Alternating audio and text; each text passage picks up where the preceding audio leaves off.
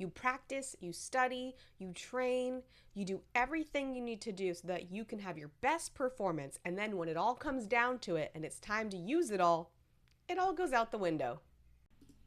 As soon as things get real, so whether that's in sports or on a test, the moment it's live, we switch into the performance state. The performance state is not something we can technically simulate when we're prepping and training. And the truth is that we're excited about that performance state. It makes us feel alive. And as much as you might not like the feelings of nerves, things would be boring if we didn't have that shift in our state.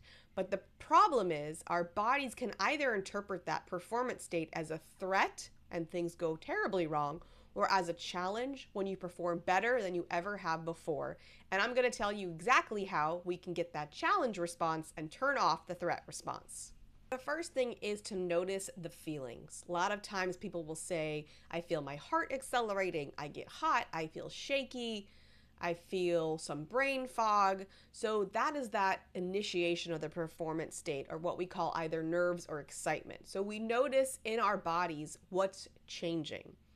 And then when that data is coming in, we might have a pattern where those feelings, because maybe in the past those feelings have created a poor performance, they are interpreted as a threat. And when that happens, our body shuts down our peak performance.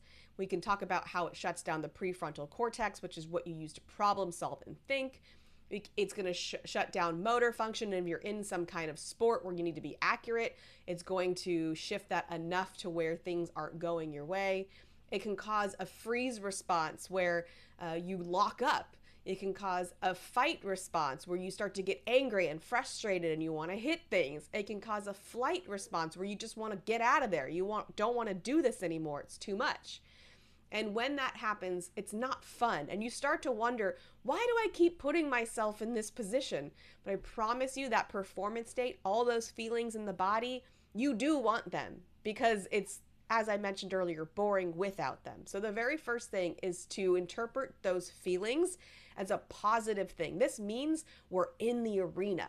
We're getting ready to do all that training, all that preparation, everything we did is all to get us here to this moment where we finally get to put it to the test. We get to perform.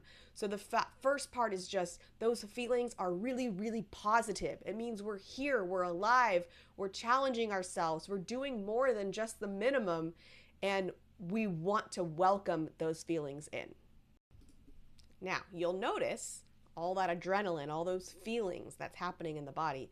It can cause poor performance because we're maybe shaking, or like I said, our prefrontal cortex shut off for a little bit. So we do have to have some kind of quick reset.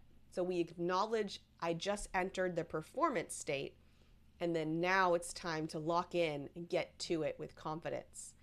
And so that reset needs to be impactful because it needs to acknowledge the feelings, but also be able to release the ones that aren't going to help you perform. So obviously, if you're shaking, that's not going to make it very easy to write or perform your sport. So we got to deal with that. That's a bunch of energy that's surging into the body, so we can shake it out. If it's possible, you can jump up and down, depending on where you are.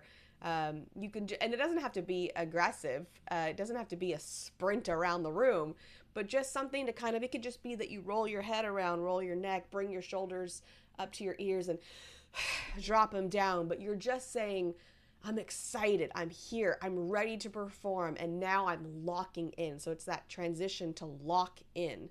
So some kind of movement, some kind of deep breath. I'm here, I'm present, I'm connected to the moment, I'm ready to perform. And then some kind of mantra as the ones I just said, or something that makes more sense to you. And then there's one more piece to this puzzle that I'll give you next. All right, the last thing is, this is what pretty much guarantees whether or not we're going to go to the challenge or the threat response. And it's one phrase. And when I give you this phrase, I need to remind you that it's not enough just to say it. You have to believe it. And that phrase that allows all those feelings and thoughts to come together for your best possible performance is, I can handle this. If you believe I can handle this moment, this performance, this test, this sport, if you truly believe you can handle it, meaning you prepped, you trained, you studied, you did everything you needed to do to get right here, and if you believe that, then that performance state will unlock your very best performance. But if you believe, I don't know if I can handle this, I don't know if I did enough, I don't know if I can trust myself to perform, that all is interpreted as a threat to the body, and we'll have all the things we talked about earlier. So we have to get to a place where we believe I can handle it. You want to be the person that wants the highest pressure moment because you know I show up when the things matter. And you can't always go off past evidence because we all have ups and downs, peaks and valleys. So we don't really want to use that. But use your training as evidence. I prepped for this. I'm ready. I can handle this moment. And if you believe that, you will perform better and you will eliminate that threat so that you don't go in fight, flight, or freeze.